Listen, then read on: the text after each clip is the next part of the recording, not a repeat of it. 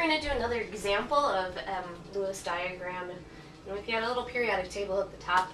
It's a little difficult to see on the video, but if you pull out your own periodic table, you'll be able to see it just fine. And we're going to review how we know how many valence electrons each of our items in our nitrate ion have as we go through our process. So the first thing is, we know we want the nitrate ion. Well, what's the symbol for that? It's NO3, 1 negative. We know that the noble gases, or whatever element, strives to be in the same isoelectronic series as, because they're so stable.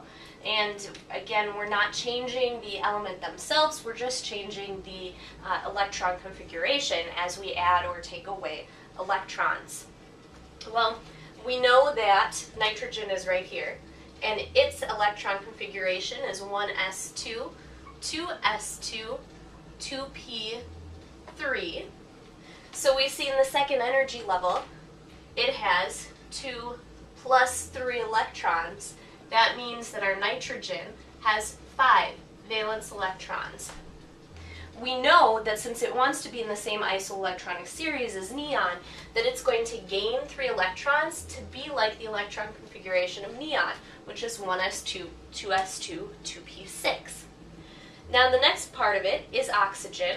Oxygen is right next to nitrogen, just directly to the right of it. So we're going to add 1 electron to it. 1s2, 2s2, 2p4.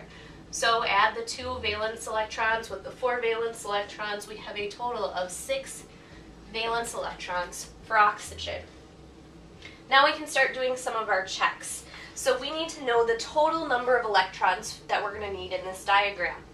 Well, nitrogen we just determined had 5 valence electrons. And oxygen, there's going to be 3 of them multiplied by 6.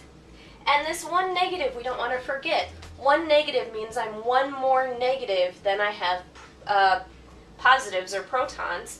So I'm going to add 1 negative to my total here.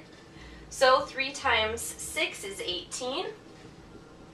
We've got our 5, and we've got 1. We add them all together, we're going to get a total of 24 electrons. We're going to use this as a check at the very end. Well, we look here, nitrogen needs the most valence electrons to be complete, so we're going to put that at the middle of our diagram. And our entire thing is going to go in brackets so that we can show that it has a 1 negative overall charge. Now we can start putting the oxygens around it. I'm going to start out by putting 1 oxygen with single bonds all the way around the nitrogen to see how it works. And that means the nitrogen is going to need 2 more electrons there. The oxygens would each have 6 extra ones that are unpaired. And then I can do a count of it all, and I realize I don't have the right setup here. I don't have 24 total. They each do have 8, so my octet check is good, but I don't have 24 total. So what I'm going to do is make one of these a double bond. So I'm now sharing 4 electrons between nitrogen and 1 of the oxygens.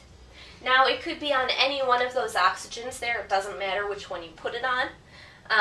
You do know that the double bonds are going to be shorter and more strongly held than the single bonds, so that's going to have an effect on our bond angle. Let's do our check here. So total of 24. 2, 4, 6, 8, 10, 12, 14, 16, 18, 20, 22, 24. So that check is good. They do each have 8 electrons around them, whether they're sharing them or they're unpaired. So our octet check is good. The shape for this, I have 3 electron clouds, ECs, 3 electron clouds. All 3 are bonds. So I have trigonal planar.